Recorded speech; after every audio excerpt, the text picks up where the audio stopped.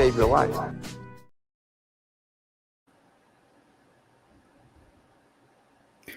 What is up, everybody? Welcome back to the Sleuth Intuition channel. I'm your host, Patrick Vallejos. We are broadcasting to the world live from Phoenix, Arizona. I want to welcome you all in. Today, we have a very disturbing story about a 7-month-old boy reported missing by his mother, Emmanuel Haro. His mother, Rebeca Haro, stated that she was changing him in a Big Five parking lot. And while she opened one of the passenger doors, she laid him down and somebody said, "Hola," hello in Spanish. Hit her in the eye.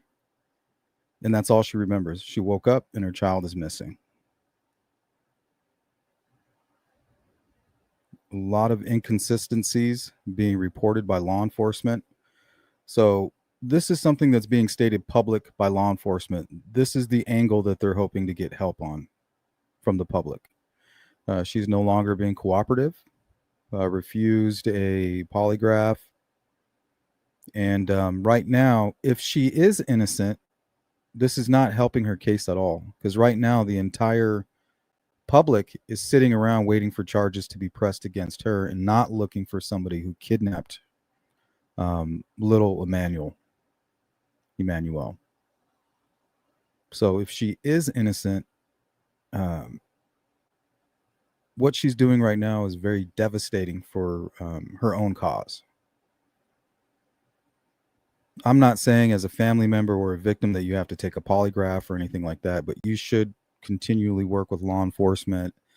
If you have a position, don't be afraid to take that stance publicly. You can take a stance of, hey, I don't want to take a polygraph. I don't believe in that, but I'm not going anywhere.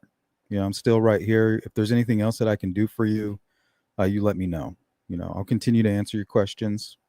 You just don't want to make yourself a suspect, because then all of these high-powered resources that are attained by your local law enforcement are going to be aimed right at you. And that's giving the real perpetrator time to escape. It doesn't take long to go from the East Coast of the United States to the West Coast. You could probably do it in a day and a half if you had somebody helping you.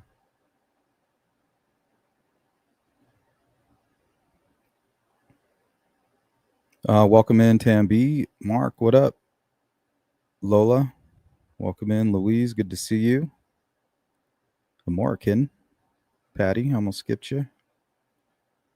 How's everybody doing? What do you guys know about this case? I'm about a day and a half into it.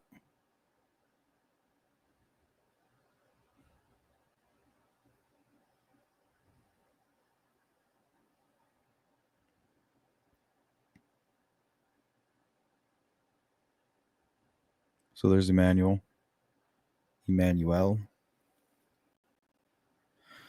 All right. So August 14th, Rebeca Haro. So this is Mother Rebeca. Right there, you can see the black eye on her right eye. So really one of the major clues we have is the black eye. To me, it is consistent, right? If she gets out of the driver's side and goes over to the passenger side, takes her child out of the car seat and lays him down on the passenger back seat. So therefore, if somebody was to get her attention, she would turn this way and be hit right there. Boom. So, I mean, that matches up, right? But that doesn't mean that she didn't get her story straight. And if it's a self-inflicted wound or even inflicted by somebody else, like her husband, remember, this is all hypothetical. We don't right now. They are not named as suspects. They're not under arrest. But law enforcement has officially said that they are under suspicion, not to rule out foul play perpetrated by them.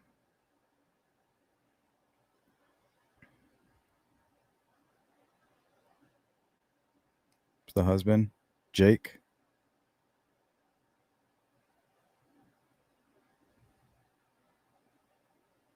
Around between 7:30 and 8 p.m. at night, She's in this parking lot here.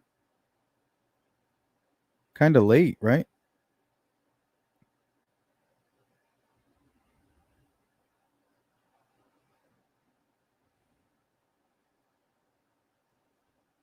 So Rebecca Haro reported at 7:47 p.m. that she was attacked outside of Big Five Sporting Goods store on the 3400 block of Yucaipa Boulevard while changing Emmanuel's diaper. Here, I have that ready here. Let me share my screen with you guys. Uno momento. Por favor.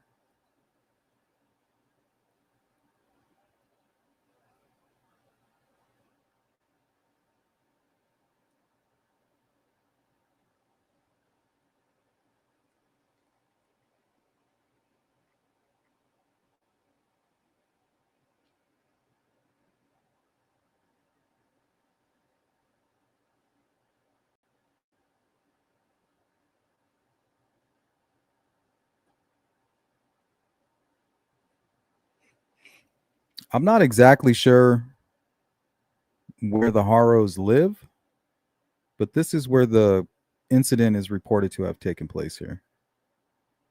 Not too far out of Los Angeles.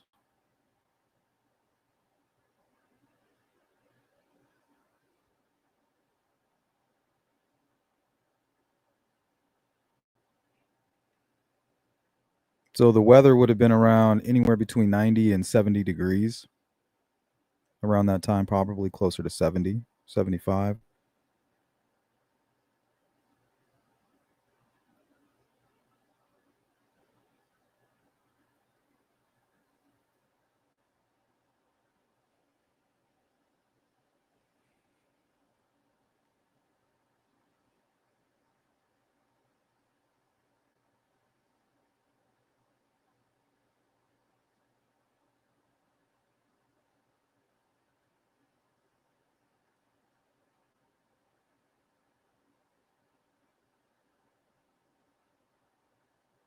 I don't see any security cameras.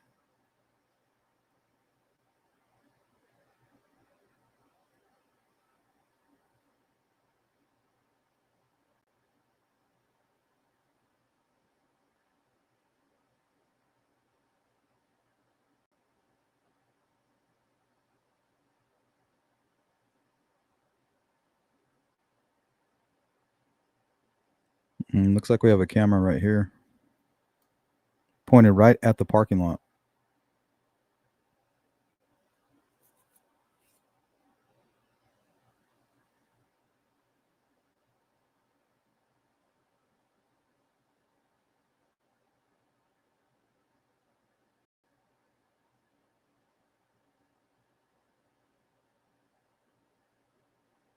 What's going on, Sensei? Hey, I don't know what's going on with the names. There might be something I can do about it, but as of right now, that's YouTube doing that, not me. I'll look more into it. Sensei, I think she's scared to death of her husband. She's calling the shots, in my opinion.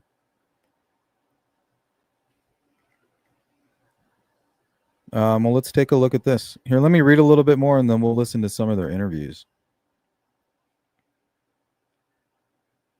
Okay, so she claimed an unknown male said Ola, knocked her unconscious, and took Emmanuel. She awoke with a black eye, and Emmanuel was gone. Emmanuel's description: 7 months old, 24 inches tall, 21 pounds, brown hair, brown eyes, cross eyed apparently. Last seen in a black Nike onesie. No suspect or vehicle description was provided, preventing an Amber Alert. How convenient. How convenient. The less details you have to provide, let's say she was guilty, the less details that you incorporate into your little story here, the less shit you have to corroborate. Right? Boom, hit me. I don't know. No description. I didn't see a car, nothing. It's like amnesia.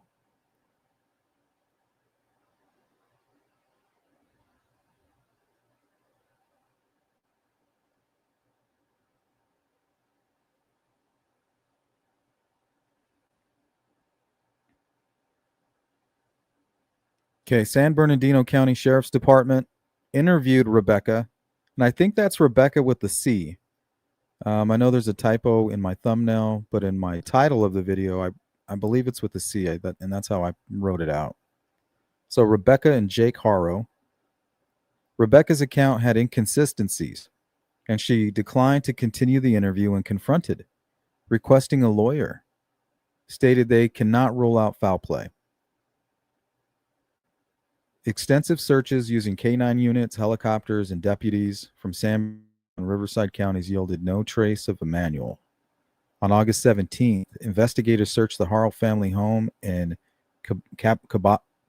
Cabazon with cadaver dogs, but no outcomes were reported. So as of about an hour and a half ago, there are no updates on this case. But right now, there is nobody looking for a man who kidnapped this child. Right now, everybody is on the edge of their seat waiting for charges to be placed against the Haros. And if they're innocent, this is very unfortunate for Emmanuel. Because if he's still alive, it's not going to be for long. These people do not want to get caught with him. If they made some kind of error in judgment, this was some kind of a retribution attack. They're not going to want to be seen with that child. They're not going to be wanting to take care of this child. Therefore, what does the psycho killer do? They treat it as garbage and they get rid of it. Assuming that's what we're dealing with, right? If somebody actually did assault her and steal a 7-month-old baby. I think it's a safe assumption. CPS was involved. Riverside County Child Protective Services took custody of Rebecca's 2-year-old son, indicating ongoing child welfare concerns. So this isn't the first incident. Jake Haro's background. Jake Haro, Emmanuel's father, has a June 2023. Hold on. Let's put him up here so the world can see.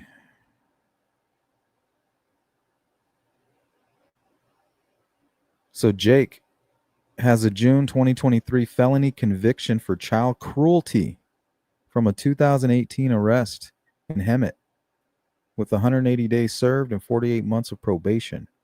He faces a probation violation hearing in September of 2025. So does that mean he's on probation right now? His son is missing. His wife has a black eye, and he's on probation for child cruelty. Yeah, definitely enough suspicion right here. And if they're not involved, this is the worst type of distraction you can ever hope for in this kind of a case. Please learn from this. If you guys are in ever a troubled situation where the finger's being pointed at you, the quicker you can remove yourself as a suspect, the better it is going to be for your missing loved one. And I'm not telling you to kowtow or to do whatever they tell you, because you can say no to something like a polygraph. Because I feel you on that. Polygraphs, they're not even allowed in a trial or in the courtroom. So, I understand that. But stopping communication with law enforcement, the most important thing for you and a missing child is your connection with law enforcement.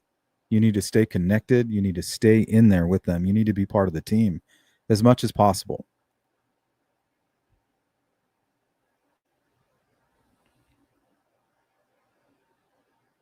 So if I don't recognize you guys, I'm sorry. I'm going to have to figure out what's going on with these names. So right now we got 4 hens.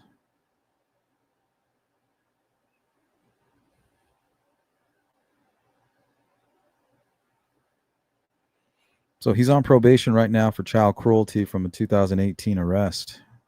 On yesterday, a candlelight vigil was held outside of Big 5 in Yucaipa, focusing on Emmanuel's safe return, not parental support, reflecting community skepticism.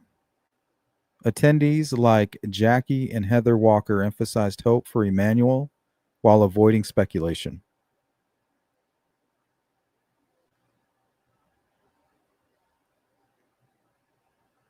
Don Cato, what's up? The jewelry store in the next parking lot has cameras focused on their doors. Cameras focus. Oh, okay. On their own doors, not the parking lot.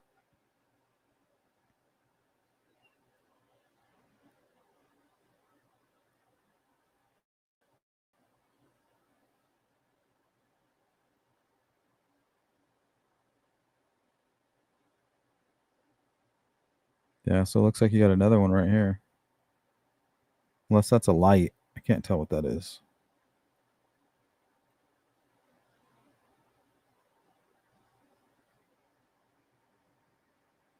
No, that looks like a camera. That one looks like it's out on the parking lot.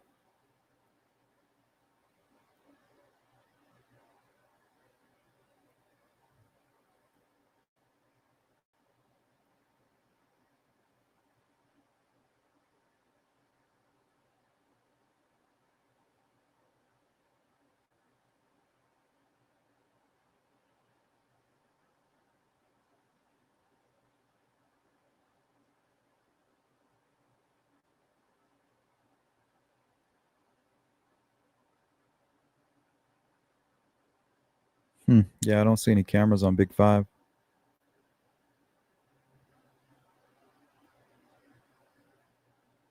Cuff you, welcome in. Jake Mitchell Haro has a long criminal record. That's what I'm seeing.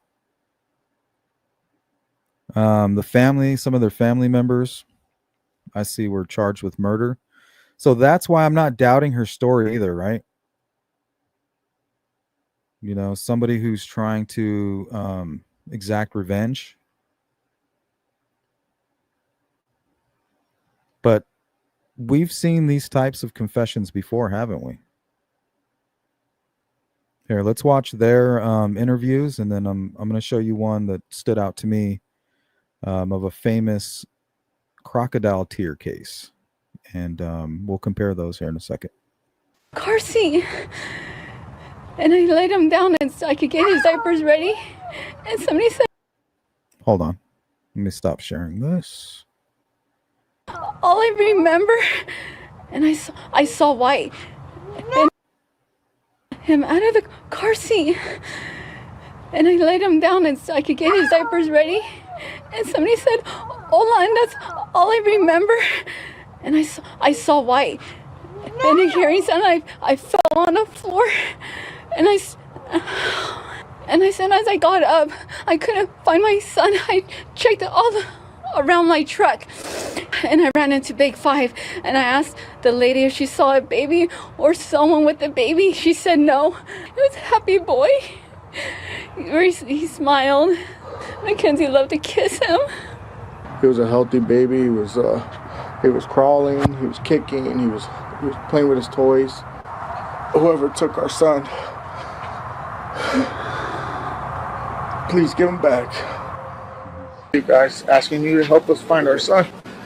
He was abducted last night from Big Five.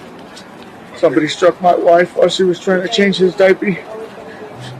And we just ask if anybody knows anything to please contact Yucaipa Police Department. Don't hesitate, just call.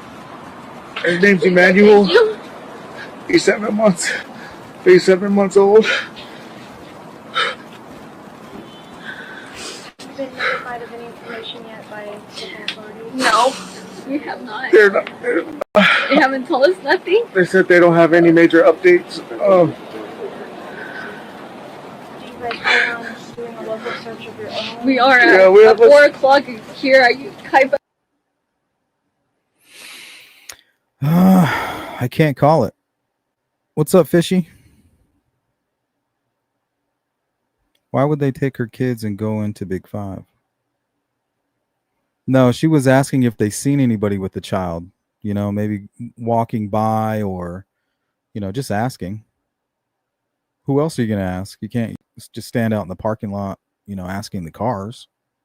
You're going to go into the business like, hey, did you guys see anything? You know, maybe somebody took the baby and went in there and called 911. Like, hey, this lady's knocked out. I don't want to leave the baby out there. What's up, Bobby?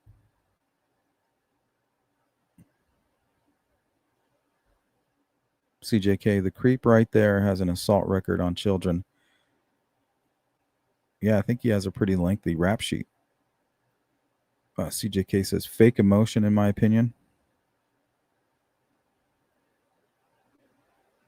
Well, let's take a look at a well-known example of crocodile tears. This one, I can't call it. You know, when you're dealing with a compartmentalized psychopathic killer, it's hard. You know, ask Ramslin. She's the one that was teaching Brian Koberger, and she said that's what they do. Like, you can't tell. You know, everything's mostly hindsight, but they're so well at hiding who they really are. Right?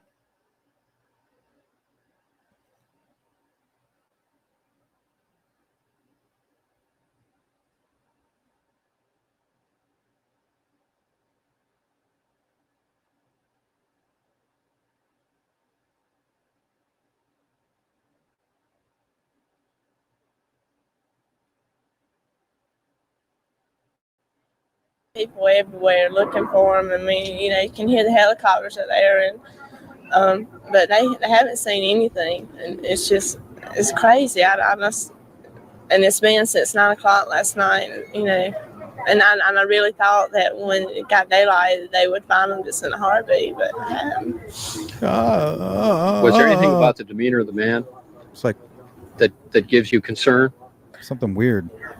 No, in fact, when he made me get out of the car, I tried to get my children. I just begged him, please let me take them. And he said no, he didn't have time because they were in car seats, and it was going to take time for me to get them out of the car seat. And he just told me, he said, but I won't hurt them. And he just took off. But he had a gun, and my big thing is they were screaming, hollering, crying, and I'm just scared that he just lost his patience or something, you know.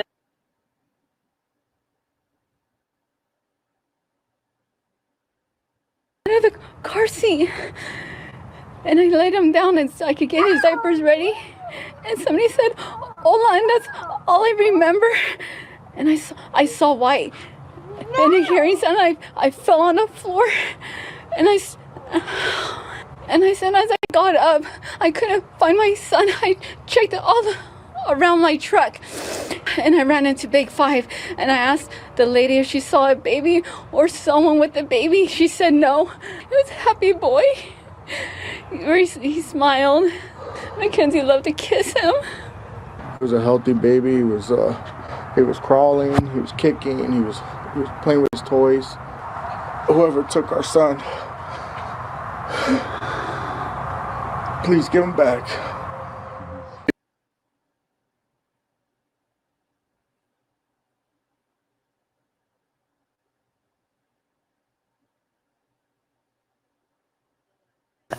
Why they're having to do what they're doing. I'm all they have. Right now, they have not been able to rule anyone out. I don't think I'm any more of a suspect. Now, remember, Susan's husband was completely innocent.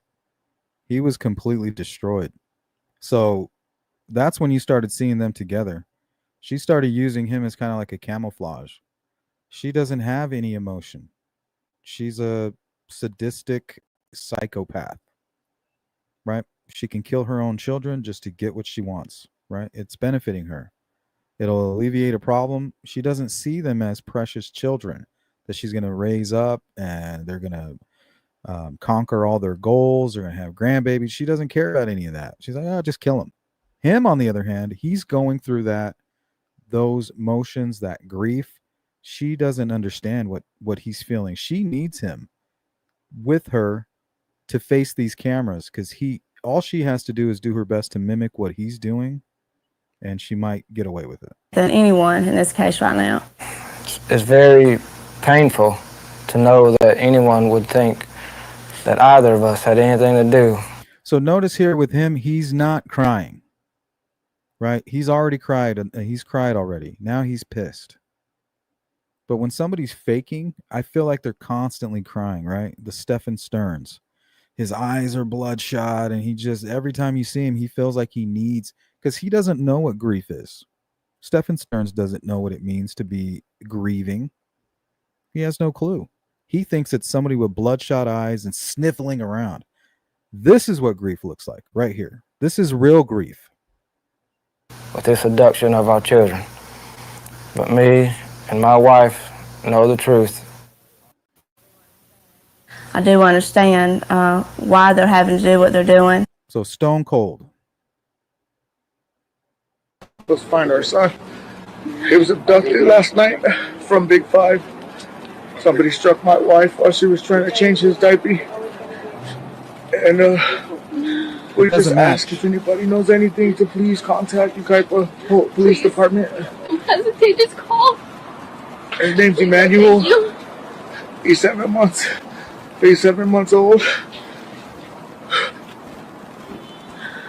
Have you been notified of any information yet by local authorities? No, we have not. They haven't told us nothing. They said they don't have any major updates.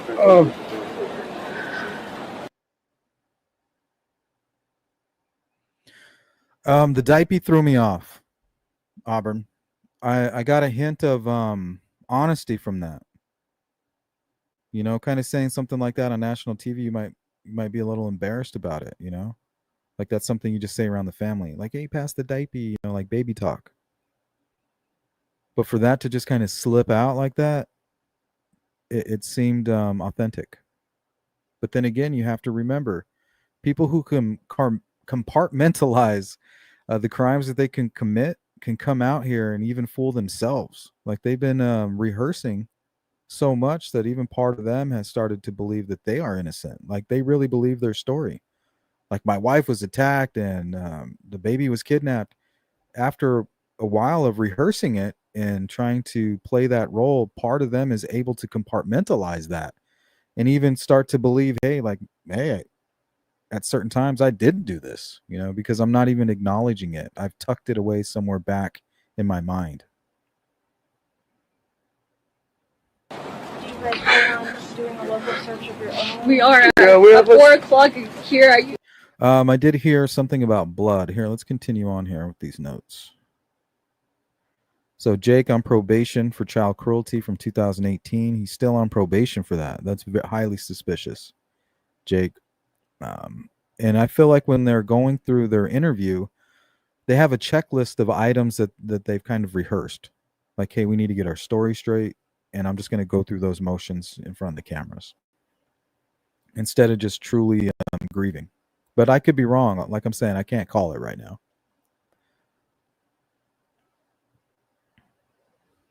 The Uvalde Foundation for Kids, initially offering $5,000 reward, suspended its search and withdrew the reward on August 16th, citing inconsistencies in Rebeca's story. See, that's awful. So if these folks are innocent, I mean, this is kind of like a worst case scenario. Right now, it's as if there's no resources going to locating Emmanuel, but all the resources are now pointing right at them and weaponized against them as the primary targets. Do you guys agree with that? What do you think? I think it's justified at this point in time. Louise agrees.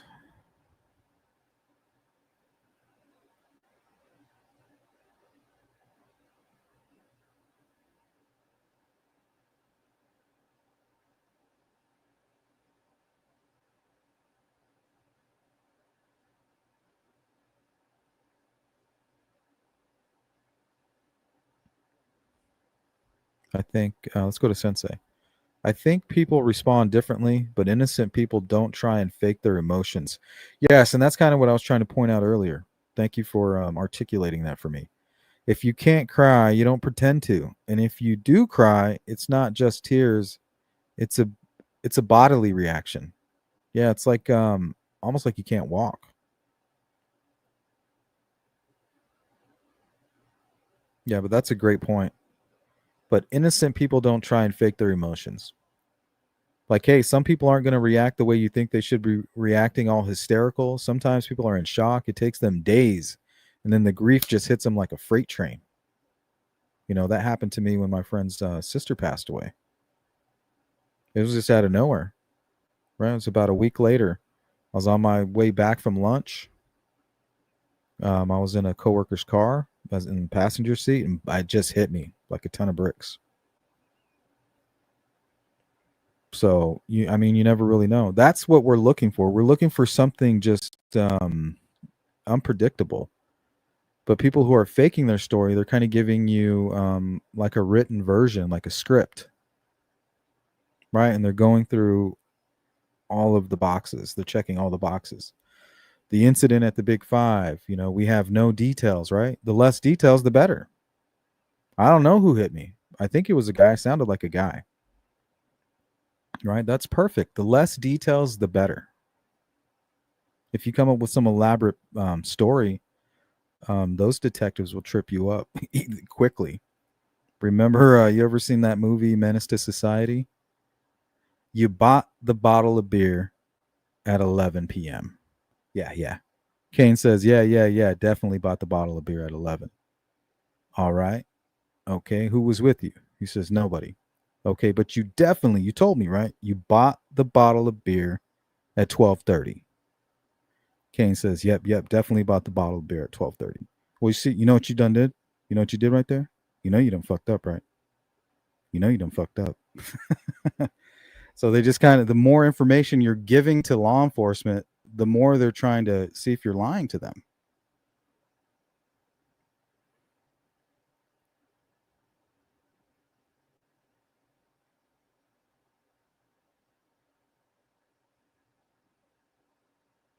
Here, let's finish up here.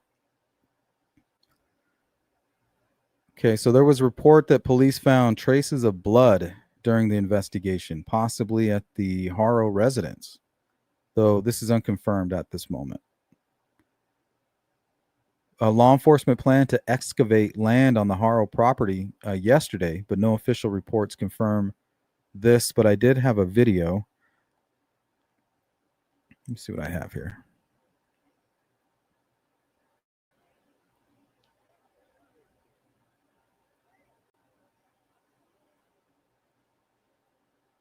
Sorry, wrong video.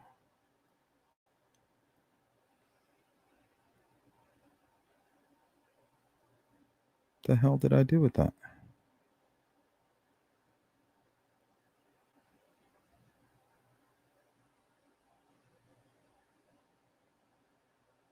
There it is.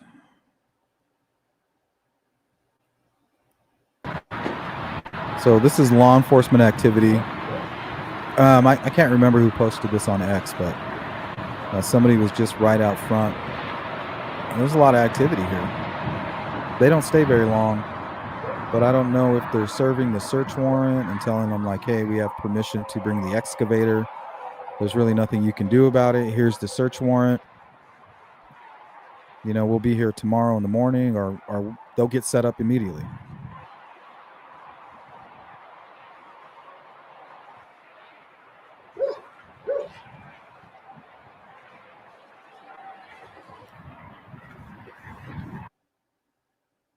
Pooh says, if your baby is stolen from you, I would think hysteria and shock would take over. Yeah, that's the thing. You don't know. Some people might get very focus driven, like focus in on, they just skip the grieving and they go to finding their missing loved one, right? They just jump right into action. Some people fall apart, can't get out of bed. They need to be medicated. But yeah, it really depends. That's the thing. Like it shouldn't be something predictable, like constant crying, the constant going through each checkbox. It just seems very scripted. Hey, we got a super chat from Miss Dog Lover. Thank you so much. When my brother passed, I was in such shock. People were surprised that I seemed normal on the phone. It crept up on me. I didn't expect and had awful panic attacks. Yeah, see, that's how it should be. It should be unpredictable, is what true grieving really is. Some people, you're like, man, these people are cold-blooded. If they look cold-blooded to me now, to me, it's no longer a red flag. But when you're all hysterical and I don't know, I think Stephen Stearns is a good example of what crocodile tears look like, right? He thinks that we all expect that that's how you should be, right? Hysterical. If I lost a loved one, I would be hysterical. right? Like what Poos is saying. So when a compartmentalized killer is saying, well, how do I act like I'm grieving? Well, just like what Pooh said, you need to be hysterical, because that's what we all think you should act like. But when you're really a victim, or when you really observe somebody who's been a proven victim of horrific crime, they just don't act like that. They act strange, sometimes drawing suspicion. But for me now, that removes the suspicion. So if you're acting in an unpredictable way, it actually eases my suspicion. But when you start acting in a very scripted manner, where you're hitting all the check boxes, you're hysterical, your eyes are bloodshot red, you can't stop sniffling, at some point, a determined parent is going to pull up their boots and they're going to stop with all the sniveling. You know what I mean? And they're going to get to work. Like, you got work to do. You got to mobilize that shit. But if you already know where the victim is, you have plenty of time to just continue the charade, right? Like, I already know. It's Duper's delight.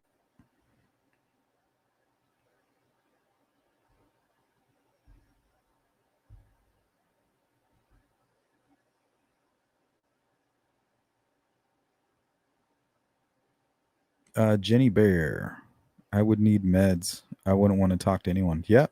And honestly, you really don't know. You can't call it until you're hit with that. It's really kind of how your mind is designed, your psychological part of your brain, self-preservation. What's going to happen? How are you going to preserve your mind from shutting down completely? Sometimes you got to shut off. Sometimes you have to completely engage. Pooh says, I've had 2 shocking deaths in my life. The first one knocked the air out of me. I had cotton mouth and couldn't breathe and wanted to crawl out of your own body.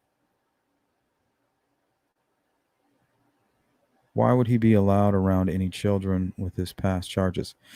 You know what? It's sad. We've covered a lot of these cases, and just like the Jaden's case, prior CPS visitations for violence and neglect.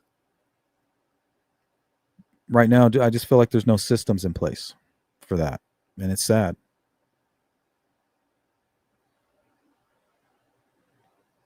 I just don't know how to mobilize people. We need to all come together and somehow do it on a collective level.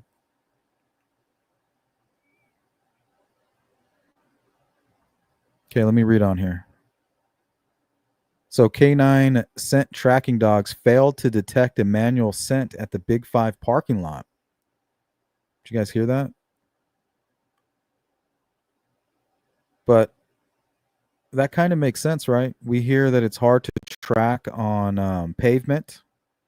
And if he only went from inside the car into a man's arms and then directly into another vehicle, that should be expected, right? It may be hard to pick up the scent.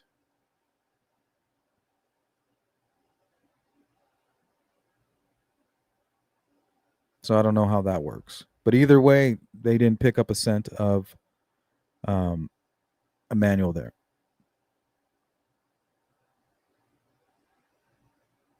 So Jake also referred to Emmanuel as a healthy baby in the past tense during an interview, fueling speculation about the parents' knowledge. But this is not conclusive evidence. Jake's sister claimed Rebecca never called him to report Emmanuel's disappearance, suggesting internal inconsistencies. But this remains unverified. Just like Jaden's case, the aunts were like, calling the cops saying, hey, things aren't adding up. Our family member may be responsible for this.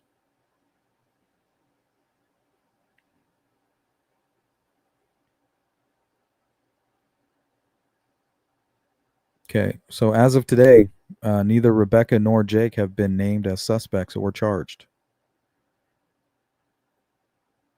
What do you guys think?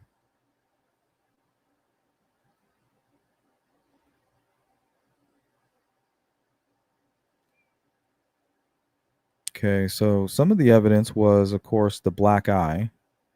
Now, this is somebody who posted her 5-day recovery from having a black eye. So day 1, day 2, day 3, day 4, day 5. So where are we on this chart with Rebecca? Now remember, this looks more like a direct hit. Like this looks like she got punched directly square in the eye. Now remember, she looks like she has a little bit of swelling over here too. So you can get hit in the side of the face in this area, or even over here, kind of where the headphones are. And it will still black your eye over here. Just like sometimes you can get hit in the forehead or the nose and then both your eyes get blackened. So this could be more of just kind of like a byproduct of an injury more closer to her cheek or even her ear area, right? Hola, she turns and boom, just gets hit right here. So the location of the bruise is consistent with her story, right? On the side of the face. So that adds up. But if you're getting your story straight, it should add up, right? Thank you, Poos. I appreciate that. Miss Dog Lover and Poos coming through, sponsoring today's live stream. Appreciate you guys. Hey, Copper, what's up? Yep, you guys, thank you. We're 100% crowdfunded. If you can hit the Cash App, great. If you can't hit the Cash App, hit the like button. Okay, so Genus is day 3. Or Jen, sorry.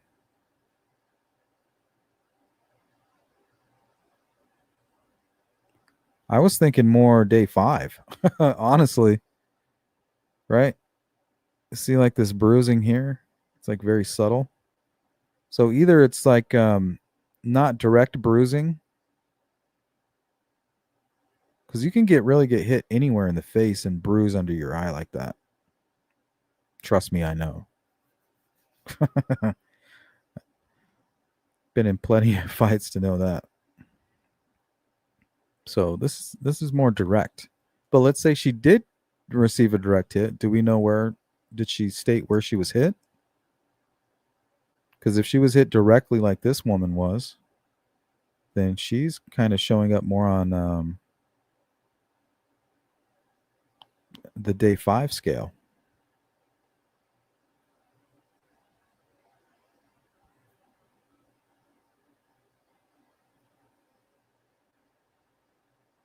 Oh, day 3 from the event? Yeah, well, day 3 correlates with this chart here. So day 3, she's saying this is where she would have been. Right? If she received this hit on day 1, gives her interview on day 3, she should be looking more like that.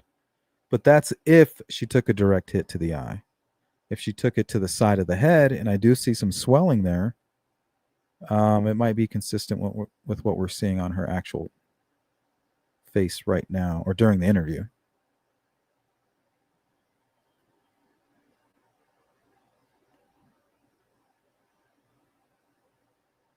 You know, I mean, it is a clue.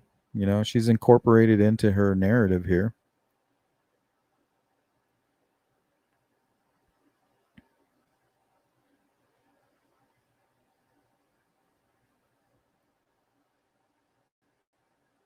Hello, everyone. Welcome to the news at 10. I'm Cree Winter. And hi, I'm Courtney Friel in tonight for Rick Chambers.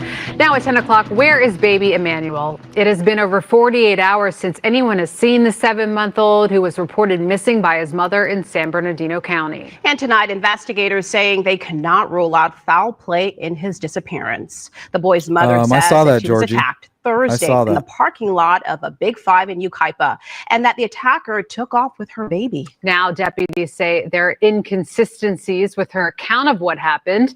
KTLA5 Sarah Welsh joins us live in San Bernardino with the latest on this story. Hi, Sarah. Hey, Clark, good evening. Investigators say when they confronted Rebeca Haro about inconsistencies within her initial statement that she refused to continue any questioning. And tonight, the grandmother has confirmed to us that the couple is no longer cooperating with investigators and has lawyered up just hours after they made that desperate public plea for their son's safe return. It's just a baby. Just give our son back, please. Where is 7-month-old Emmanuel? His parents, Jake and Rebecca Haro, say someone kidnapped their baby outside this Big Five in Yucaipa after assaulting Rebecca Haro and knocking her out cold. I was gonna get the diaper and somebody said hola, and I didn't see nothing since. I woke up right here on the floor. And I didn't see Emmanuel. Haro says she was parked in front of the store about to change her son's diaper when someone came up behind and assaulted her. She claims she was struck in the face but wasn't able to get a look at who did it before they took off with her son. But investigators say there are inconsistencies with Haro's initial statement, and because of that, they cannot rule out foul play.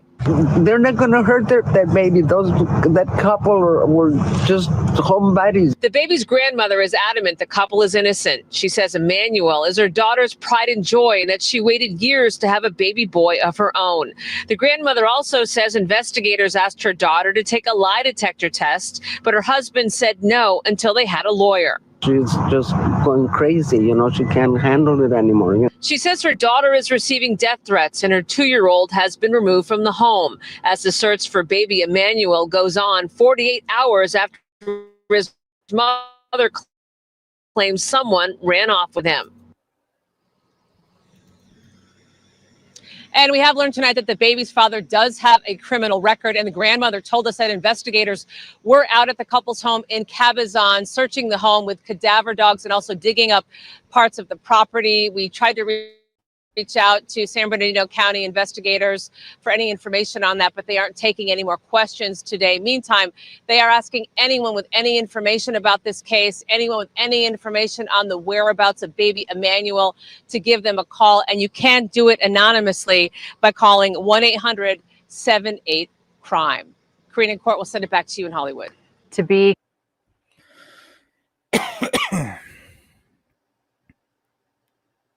Let me see if I have that video of Stephen Stearns.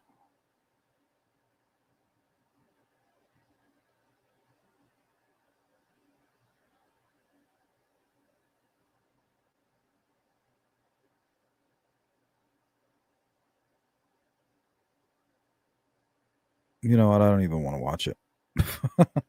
I can't stomach that dude. But either way, this is going to be our 10-minute warning, guys. Actually, our 5-minute warning. So if you have anything to add, do it now. If there's anything we missed. Hey, Cyber, the dad did it, and the mom is too afraid to come forward. He probably threatened her. Well, the first thought that popped into my head was that the mom did something to the baby and told the dad, and the dad's the one that hit her. And then they came up with the story to cover it up. I thought maybe she left him in a hot car. But I checked the weather. I mean, I think the hottest at that point would have been like 90. But this was around 7. Oh, that's what I was going to do. Hold on.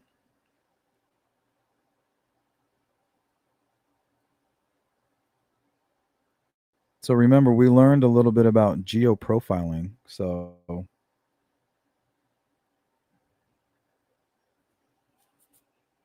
if they did have something to do with it, I think they probably would have, and I hate this word, but I mean, it is a scientific term. The dump site probably wasn't too far from Big Five, right? Dump the body, and then after you dump the body, we'll go ahead and come up with the story. We'll report him missing.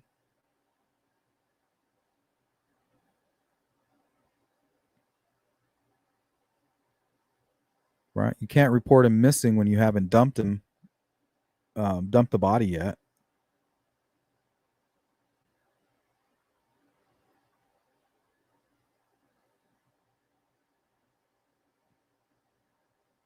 So typically it's like a 30-minute, but in this case, I don't know. Could be anywhere over here. Shit, this one's even called Dump Trail Scenic Vista.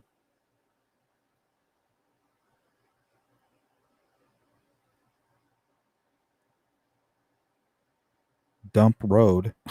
Jeez. Read the signs, right? Read the signs. So I don't know. I think I would start searching over here. Near Oak Glen Road Trail. You know, kind of like what happened with Emily Pike.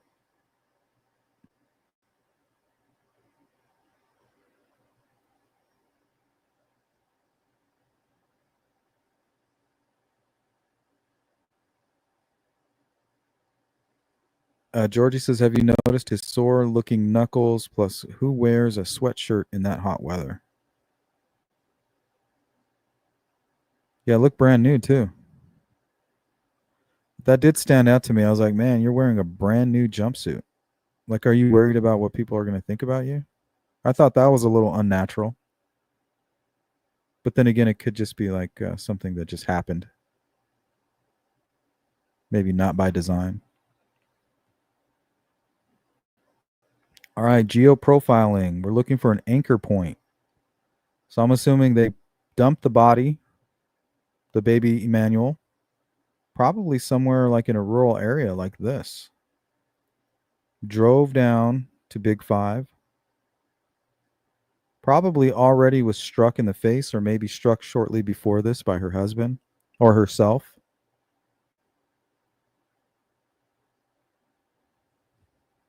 Right?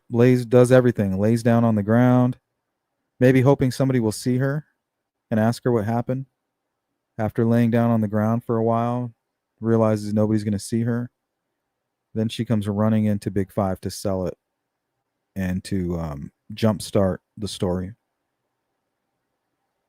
There's no turning back at that point. Right? Because if they don't report the child, they're instantly going to become suspects. So how do they get from point A to point B? How do we get from we just killed our child to not going to prison? Everything in between is going to tell a story.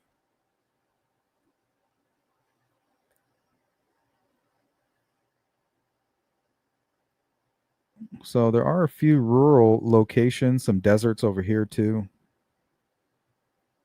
I don't like to spend time in California, so I'm not very familiar with this area. But I am seeing a lot of dirt roads out here. This looks pretty cool. Some canyon.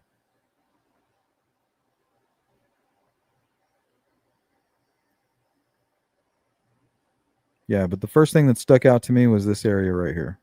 Dump Trail Scenic Vista. So we're looking for a dump site. And this place is literally called Dump Trail. And the road that has gotten my attention is called Dump Road. Interesting. Thank you, Forhens. Yeah, we're gonna keep you updated. Because we talk a lot about compartmentalization and compartmentalized killers, how they're able to commit an atrocity and sit in front of cameras and plead to the public with that duper's delight and those crocodile tears.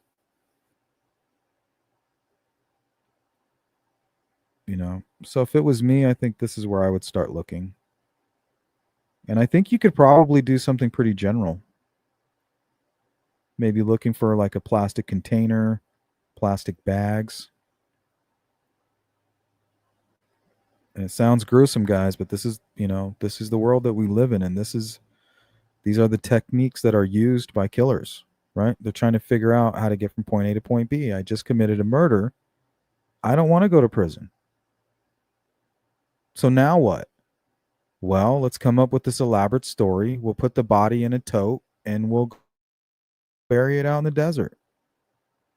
And then we'll get in front of the cameras for a couple of weeks and we'll do our best to play the characters. And then hopefully we won't go to prison forever.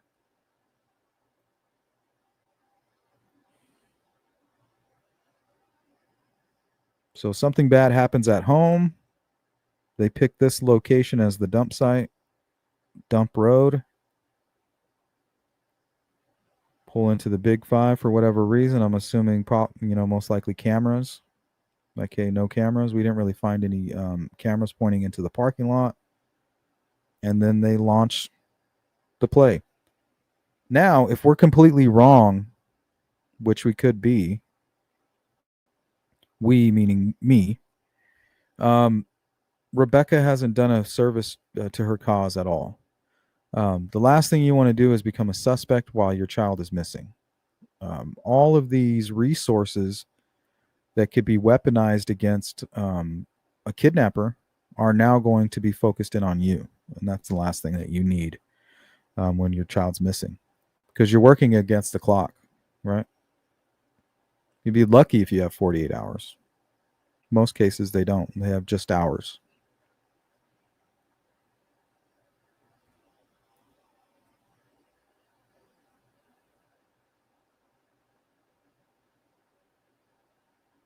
Jenny says, they are not the smartest, so the baby is somewhere that will shock us all. Well, if you guys remember the Kaylee Anthony case, Kaylee was just thrown in a bag and put in an area not far from Casey's house, very similar to this. So I'm kind of going off of things that I've learned from these other cases, right? Kaylee was found not very far from her Geoprofile anchor point. So this is one of the places that stands out to me.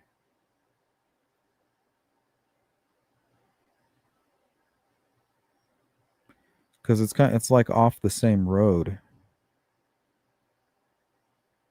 Right? You'd go up Oak Glen, go out here, return down the same street, Oak Glen, down Yucaipa Boulevard, pull into Big Five, and launch your elaborate plan.